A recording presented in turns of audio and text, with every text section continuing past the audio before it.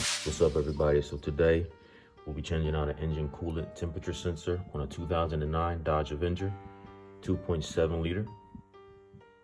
If you have this type of engine, this coolant temperature sensor should be to the right side of your engine near your reservoir. Easy process. This vehicle has 140,000 miles. It's about that time. Before beginning this work, make sure that your engine is cooled off. Antifreeze is nice and cool. The engine's not hot. You don't need to drain the system. A little bit of antifreeze will come out when you pull the engine coolant temperature sensor out, but not a lot. It's like a few drops. Pull the clip.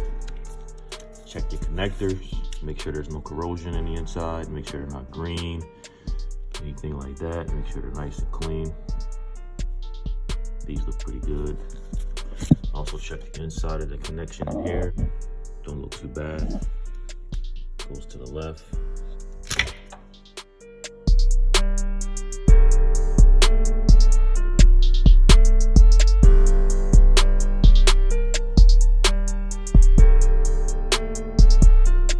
Compared to the old.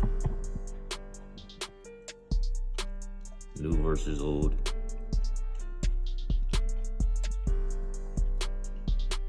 Comes with a new seal.